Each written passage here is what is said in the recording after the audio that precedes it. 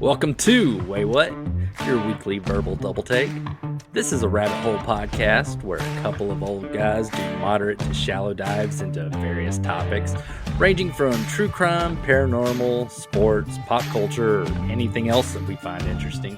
We drop episodes every Tuesday and on Fridays if we feel like it. You can follow us on Facebook, X, and TikTok. We appreciate you joining us. And now that we got all this self-promotion stuff out of the way, here we go. Hello. Welcome once again to another episode of WayWut. My name is Daryl. We will be taking the lead today. And here I am with the guy trying to get a bill through Congress that will require postal workers to wear body cams. Jason. Yes, I would love that. It's like sign the petition, people. Let's check the footage. Oh, it was actually funny today. I heard her down the street, and I was a little too late getting out on my chair to come watch her. I was going to film it today again, and I missed her. I saw her driving away, but After I did go. Did she do through the yard again? She didn't drive in the yard today. She didn't drive in the yard today because it rained, so she would have put an even bigger rut. Oof. No good. All right. Well, speaking of postal workers, today I'm going to start off with an OnlyFans rant. Okay. I wonder if they'd be mad about that. Well, I'm just more amusing myself with equating postal workers to OnlyFans. You know, I'm good at segues. Why are people getting their panties in a twist over OnlyFans? I know two women that do OnlyFans, and it's worked out pretty good for them. OnlyFans is like a safer way for women to be strippers. No one can grab them. No one can follow them home. They get money for showing their stuff in the comfort of their own home. I don't see the problem with that. Me personally, I would totally do OnlyFans if I could. Hell, one of my friends that does OnlyFans, she said that there's certainly some people out there that would pay for pictures of a heavy-set guy wearing superhero hoodies with no pants on. And she didn't say it just like that, but I'm aware of what I'm working with here. You know, I'm not dumb. There's a crowd for everybody. It's true. There's a fetish for everything. Mm-hmm. My problem is there's probably only like a few people out there, and you know, it's like, okay, I've been taking my pants off wearing superhero hoodies for $15 a week or a month or however that shit is. I get to see that shit for free, so I'm not going to pay for it. Now, if anyone has issues with OnlyFans, you need to get over it. Just like a strip club, you don't have to look at it if you don't want to. Yep. You don't have to participate. You can click out. I mean, it's one of those stupid like things where it's like, I don't like it, so nobody should like it. And I hate that. You need to embrace the positives that come with it. These people get to make money without having to work all night in a room full of drunks. Yeah. They don't have to be around other, dancers or people that do that may have drug habits constantly offering them drugs. They don't have to rub on my junk through my pants just because I gave them $20. I mean, it is nothing but positives for them. So anyone who wants to get laws passed that will make it difficult for the men and women that are willing to get naked for money on the internet, knock it off and find something better to do with your time. Yes, I agree with that. This leads us to today's show. When a government makes laws, it's supposed to be to protect its citizens. Yep. Unfortunately, they sometimes make laws that only have the purpose of controlling people. Making murder and assaults and using lead and paint illegal makes sense because it's keeping people from getting hurt. Yep. Or it's supposed to prevent that. When lawmakers decide that they want to use laws to make the citizens into what their idea of a good person is, they're legislating morality, and that's just trying to control people. And it's not legislating cool. Morality. That's a good way to put it. Yeah, it's actually the title of this episode. Oh. I like it. He said the title. A great example of what I'm talking about are blue laws. I'm going to stick to the Texas blue laws because they're the ones that I know the most about. The blue laws in Texas were laws that were enacted in 1961 that prevented the sale of items like home goods, clothes, jewelry, appliances, and toys on consecutive weekend days. So if you were selling any of that stuff on Saturday, you couldn't on Sunday. If you were selling on Sunday, you couldn't do it on Saturday. It was illegal to do it on 2 days in a row. You say sell or buy? Sell. Okay. You were not allowed to. I mean, so essentially the goal of this, by making it illegal to sell these things on 2 consecutive weekend days, was to make them be closed on one day. Can you guess which day in Texas that they didn't want people doing stuff that they'd enjoy? Sunday? Yes, you are correct. Because everybody was out and about on Saturday, so of course everybody's going to be open on them. They're not going to pick Sunday. So this law, the purpose of it was essentially keeping places closed because it's a Christian day of worship. Uh-huh. Fortunately, most of these have been replaced. Most. And I'm very sad to say that 60 some odd years later, we still have a couple of these things just hanging on, making sure that certain things don't do business on God's day. There are 2 that are hanging on to this very day. In Texas, you cannot buy liquor on Sundays, Thanksgiving, Christmas, or New Year's Day. Furthermore, you can't buy beer or wine on Sunday until noon. Uh-huh. Why? Because God, that's why. You can't drink while you're in church. They're like, wait till they get out. We don't want you heathens getting ahead of us. Yeah. I'm not an atheist by any means, but I don't think God needs to be imposed on people's alcohol purchases. However, it doesn't even stop there. Have any of you Texans out there ever wondered why you can't buy a car on Sunday? I just thought they needed a day off. Car dealerships are still covered under the old blue laws that keep them from being open on consecutive weekend days. Wow. Apparently, God is okay with Texans buying electronics or appliances on Sundays now, but he still gets pissed off if you buy a car on his day. It's like, no, that's too much. I agree with all that, but do you think it has something to do with the financing and the banks not being open too? No, absolutely not. Okay. If they could make millions of dollars on a Sunday, I'm pretty sure some of the banks would be like, hey, keep the car and finance department open. Yeah. Well, and I think, because remember, this is just Texas, so I'm pretty sure other people can buy cars on Sundays in other states. Oh, okay. Very true. Yeah.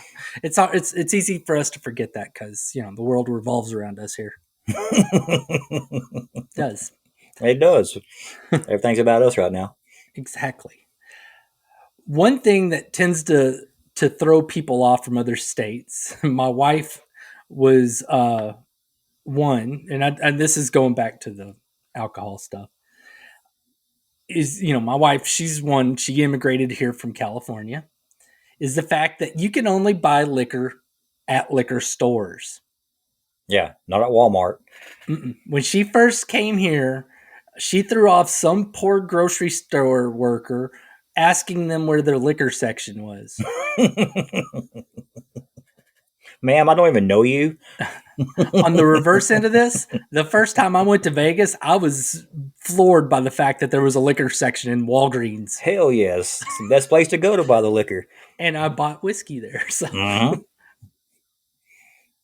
Also in Texas, each county can determine if they want to be a dry county that that doesn't sell alcohol, or if they want to be a wet county, they sell alcohol. So if you come to Texas, there's some places you can't buy beer alcohol, and you have to go a whole county away to go get a 12-pack. Yeah, Kaufman County just recently became wet, if you will, just a few years ago. Mm-hmm. Or at least Crandall, in that matter. Crandall. Okay. Yeah, I remember whenever they finally started selling beer at Dollar General there. I was like, what? Yes. Always had to drive to Kaufman or Terrell to get our beer. Mm-hmm. Well, Sigaville, once they opened it up there, too. Yeah. I just remember going to Terrell every weekend with my dad, and he would get his natural light or go to Kaufman and do the same. Yep. All right, well, that's going to do it for the blue laws. However, alcohol is not the only sin that Texas politicians like to impose their morals about. Texas politicians hate gambling. Yes. This is extremely annoying because Texans love gambling. Yes, sign us up. If you go to Oklahoma or Louisiana's casinos, the parking lots are full of cars with Texas license plates. Absolutely. Whenever I go to Vegas, it seems like most of the people I meet in casinos are from Texas. You want what you can't have. There are currently 3 casinos in Texas on the 3 federal Indian reservations. In Texas? In Texas. I didn't know this. Mm-hmm. 2 of them are in West Texas, which would be why you didn't know it. Mm-hmm. They're over by like Eagle Pass and way the hell down there. Okay. Yeah, so it's like a 12-hour drive for folks in Dallas. And then there's one in the lower part of East Texas. That's like a 4-hour drive if you and I ever wanted to go to that one. But why would we? We can just drive an hour 2.5 hours, yeah. Or go to Louisiana. Shreveport, yeah. What's really funny about these casinos is the Texas politicians busted their asses trying to get these casinos closed down.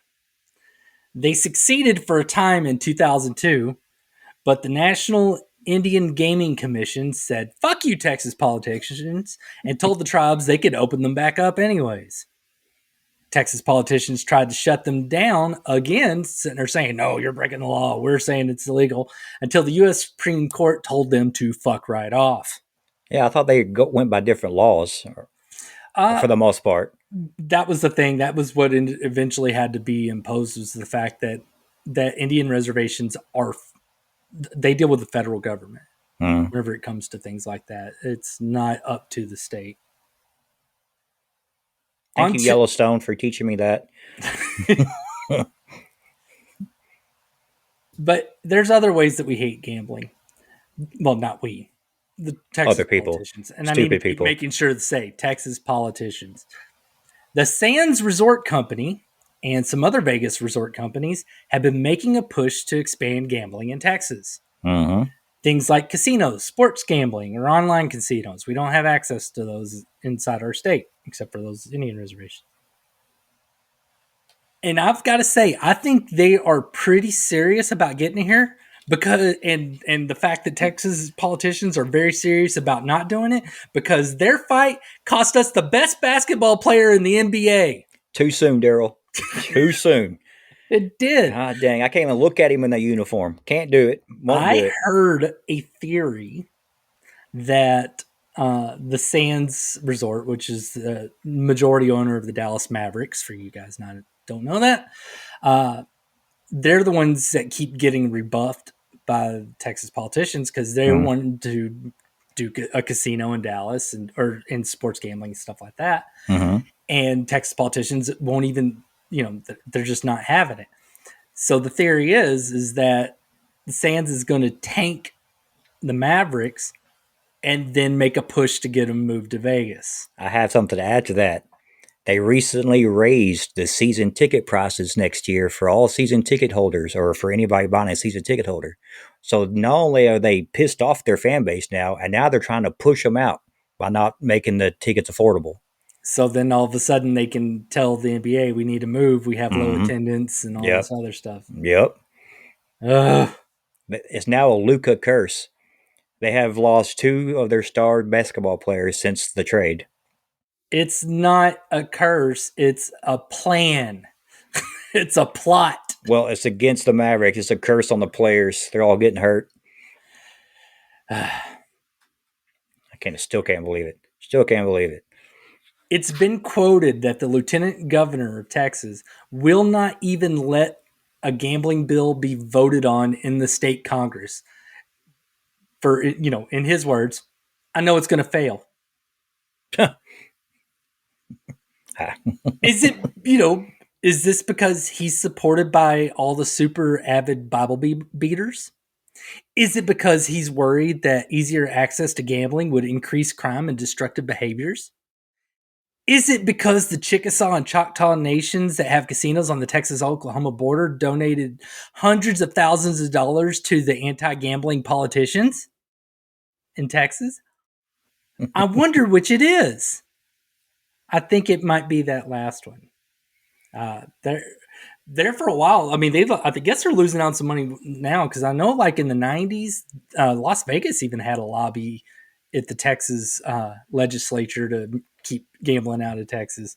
I guess now that flights are too expensive or something, then they're like, let's just build them closer to them. I bet we make more money that way. Do you know the reach of Choctaw? Like, were they able to build now? Are they able to, if they was to come legal, does their territory stretch into Texas? No, they don't have a reservation in Texas. The I forget the name of the tribes that have the it's like the Alabama Cochita that's in the East Texas. I want to say it was Kickapoo out in West Texas. They're the ones that have reservations here. So it's all deal with whatever reservation. So whenever we go to Choctaw, that is the Choctaw reservation. You go to Windstar, it's the Chickasaw. I was about to ask that. Why they named it Windstar instead of after their tribe? Well, a lot of so in California, I saw this because California has casinos on Indian reservations there, and I was shocked whenever Harris was one of them. Because that's a big brand, and I'm like, yeah, I don't think Harris is owned by Indians. What it is these big companies will essentially invest into it so that they are get to use it. Big majority stakeholders or whatever, and that way the tribes get the investment money and all that, and still get their cut. But so I figure Windstar is probably something along those lines, unless maybe just a bunch of Chickasaw guys got around and said, let's create a company called Windstar. That could be it too. And they're kicking ass. Both of the all the laws I've talked about so far are just making fun things inconvenient. None of it is sitting there saying that we're not allowed to do any of it. We can go somewhere else and do those things. But this next law that I'm going to go over is just hate disguised as morality. Okay.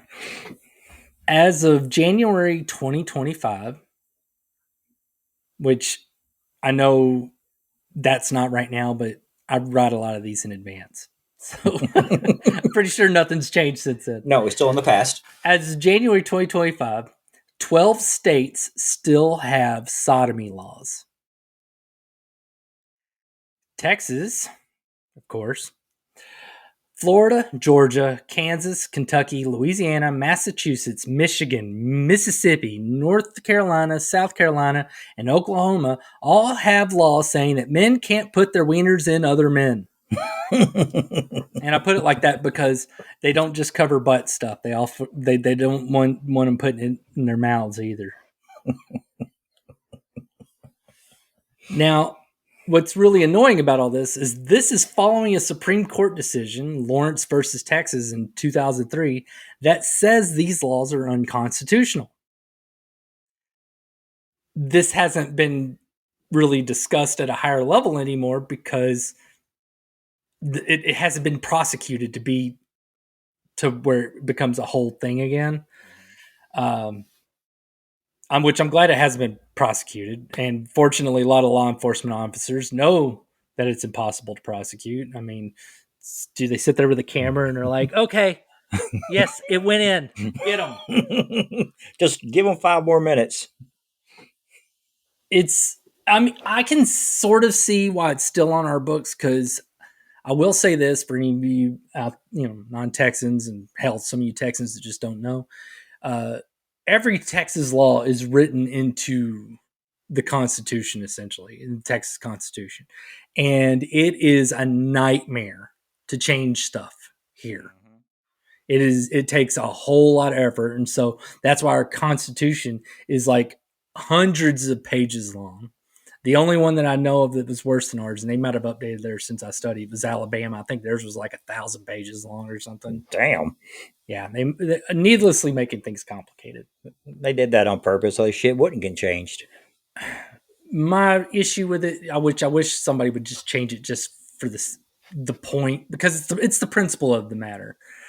The only laws about wieners need to be: don't show it to or touch someone with your wiener unless they're okay with it. Don't show or touch kids with your wiener. And keep your wiener away from animals. Boom! That's all the wiener laws that any state could ever need. That is a limit to government's choice about wieners. Sodomy laws are just a way for a government to overtly say, we don't like gay people. I will defend Texas on a lot of things, but this is not one of them. This is a law created by assholes that pretend it's a moral high ground law, when the reality is they're probably jealous that openly gay people aren't afraid to be open with themselves, while the people advocating for these laws secretly jerk off to Magic Mike and cry afterwards, apologizing to their long dead mother. I'm sorry, Mommy. I'm sorry. I'm sure it has a lot to do with church. The religious aspect of it. I stand by my claim. Even the churchy people that are super for this are probably like closeted gay people. Yeah, I mean these laws protect no one. They can't be enforced. And I mean, in a legal sense, because they were declared unconstitutional. In the practical sense, with, like I said, how do they gather evidence for this? It's like, did it go inside or did he just rub it around the edge? It's just in the crack. It's just a crack. There is no victim. I mean, what's the point in the law if there is actually no victim of that law? I mean, that should be the way that you determine if a law is just. Is a citizen harmed physically or financially? If the answer is no, that means that law is there to control those people. That, it is built by bigots and religious zealots. Or to be brought up at the perfect time in a political campaign. I get maybe, yeah, I guess. I still can't imagine that a lot of people would be on board with these laws. I think most of the people that were probably cool with it are probably already in the dirt. Yeah. All right. I've talked about morality laws that inconvenience people. I've now talked about one that discriminates against people. But this last one is the worst, in my opinion, because it gets people hurt and sometimes it gets people killed. Prostitution is often referred to as the oldest profession. Yeah. Yeah, it makes absolutely sense. Every old show you watch, you see it. Yeah, it is a base instinct. There was an experiment in 2005 to teach monkeys about currency. They got tokens, and they were able to trade various amounts of these tokens for different food. You give one token, you get a banana or a piece of banana. You do 2 tokens, you get strawberries. It did not take long for one monkey to figure out she could get boy monkey tokens if she had sex with them. I mean, a monkey figures this out. Yeah. That's great. Another good story. Transactional sex is always going to exist. It is always going to happen. Every city has streets where women and men offer sex for money. Mm-hmm. It happens with drug dealers. When certain addicts can't afford the drugs, they start trading sex for it. I suck your dick for crack, whatever. Damn near every married couple at some point is going to have sex thrown in as an offer to convince the husband to do something that he doesn't want to do. That happens. If this is always going to be around, then why is it illegal? There's only one reason, and it's because some people find it distasteful, low class, or immoral. And they're protecting the women. No, that's exactly what they're not doing, and that's what. Well, that's what they think they're doing. They think these women are forced into it, but most of these women aren't forced into it. No, some are. Some are. Don't get me wrong. That's not the way that I mean they're not being protected. Right, I'm agreeing with you. I'm saying that most of these people are thinking that these women are forced to do it when this is the only way they can make money in some cases. Yeah. Well, as Jason alluded to, there are some that claim that prostitutes themselves are victims. They say making it illegal protects women from the psychological and physical effects of being a prostitute. I can't say if that is the case, but I can say with it being illegal in most places now, there are loads of prostitute victims right now. With the laws in most of our states, this leaves prostitutes working in the streets, or working for criminal organizations like illegal brothels, or finding random clients online, Backpage.com and all that other stuff. Or a mean pimp. That's the criminal organization part in my head. Because pimps usually, they try to be organized. They have a group of hoes and all that stuff. Yeah, stable of hoes. Oh, sorry. This leaves the people that do this outside of the normal protection of the law because the law is not on their side. If they are caught doing what they're doing, they are going to get arrested or fined or jailed or whatever the case may be. So they cannot, it's harder for them to get protected by the law if they're having to avoid the law. Very true. This makes them easy hunting for serial killers. Also true. The Green River Killer, the Gilgo Beach Killer, the Eyeball Killer that we talked about in our episode, Hometown Psycho, Samuel Little, and many others specifically targeted prostitutes because they were easy to isolate and largely ignored by law enforcement. Yep. It's been estimated that 35% of prostitute homicides between 1982 and 2000 were serial killings. Damn. So let's move away from serial killers because most homicides are not at the hands of serial killers. I know I always like to toss those in there, but that's because they're interesting. It's been estimated in that same period of time those last statistics I gave, 2.7% of all female homicide victims were prostitutes. Now you could say, "Oh, that's not too much, just 2.7%." Well, it is when you figure out that prostitutes only comprise about 0.3% of the female population in the United States. Yeah, that's a lot. Yeah. So if you got this teeny, teeny, tiny group and they take up almost 3% of your homicides, that's a problem. Mm-hmm. However, they aren't always killed. Sometimes they get beat up or experience sexual violence. In 2021, 41% of sex workers surveyed said that they had experienced some sort of violence while working. Other studies, those numbers were 71%. Another study, trying to find the same thing, said it was 82%.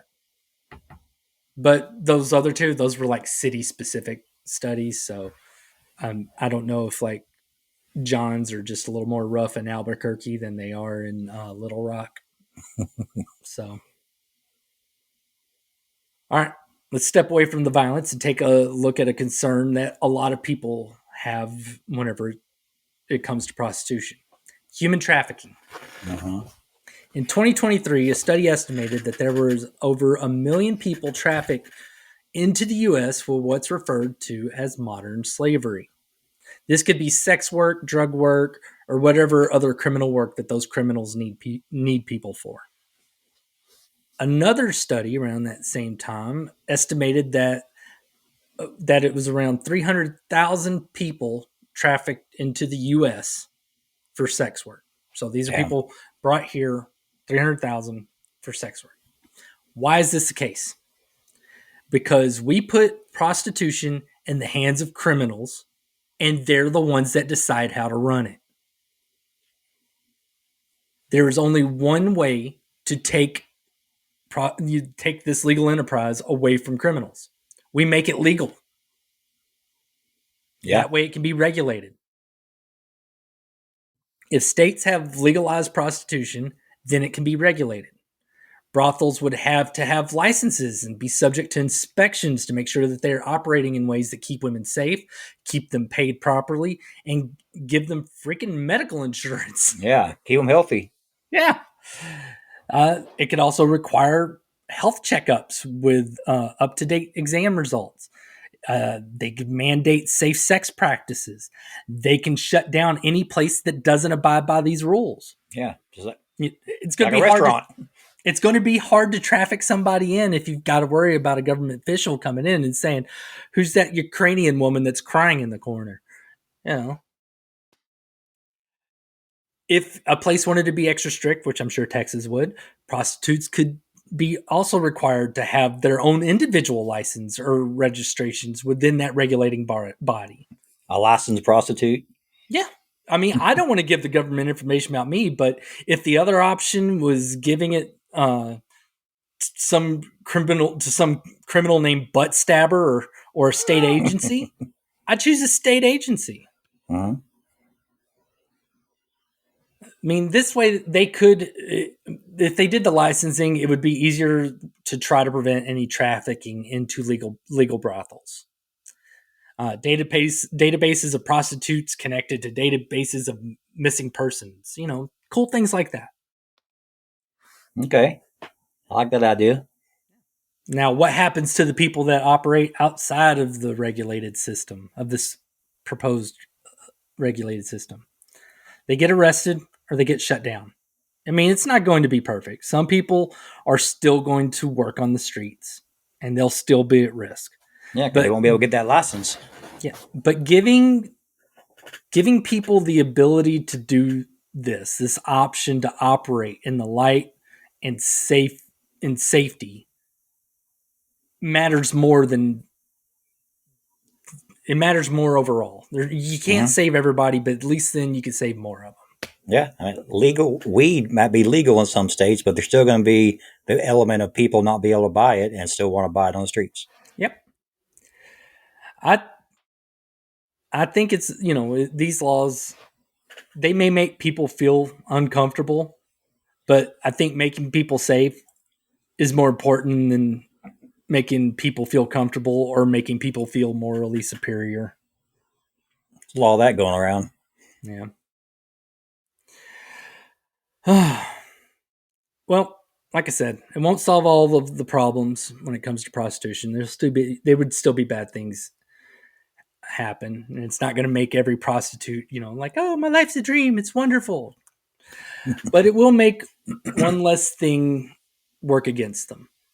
It will take the law and make them where they don't have to hide from it, and they get a chance to be protected, and it puts them in control of I can't even talk.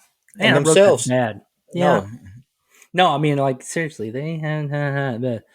wow. Was I falling asleep when I wrote this? All right, anyway.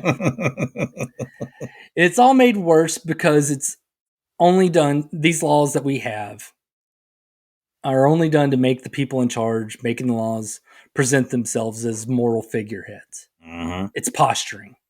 Yeah. And it's not worth the deaths that it causes. It's and the fact that they're willing to let people die for it is one of the reasons why I fucking hate politicians, and I will hate them for the rest of my life. Yeah. The more I know about them, the more I don't like them. Yep. All right. That was a good discussion. I feel a little preachy. I'm folks, don't worry. I think this is going to be my only real kind of like opinion piece. I mean, I'll always have my rants and stuff, but this one's been sitting on my head for a while. I watch too much true crime, and it's always like, I mean, it's not always, but there's so many victims that are prostitutes, and it's just so ridiculous that these people are just put in this position, and it's dehumanizing and it's ridiculous. It's not working the way it's working now, so why not try something different? Right. All right. Well, good topic, Daryl. Thank you. Join us next time, unless Jason is arrested for sodomizing a car that he bought on a Sunday. It's more likely it would be prostitution. Are you sure? No. I mean, don't you go buying a car on a Sunday. And definitely don't you put anything in that car's tailpipe. Hey, my mortgage payment's going up. I got to pay the bills. All right. So if he's not doing any of that stuff, he'll tell us about some things that'll make us say, WayWut. See y'all then. Later. Thank you for joining us for WayWut. If you would, tell your friends or your enemies that they can watch us on YouTube or Rumble. And if you don't want to see our face, or if they don't want to see our faces, you can listen to us on your preferred audio platform. That's Spotify, Apple Podcasts, Amazon Music, Pandora, you name it, we're probably on there. Please like, review, and comment on whatever platform you joined us on today. We'd appreciate that a ton. Again, just thank you for listening and watching. We hope you'll join us next time. We'll make you say, "Wait, what?"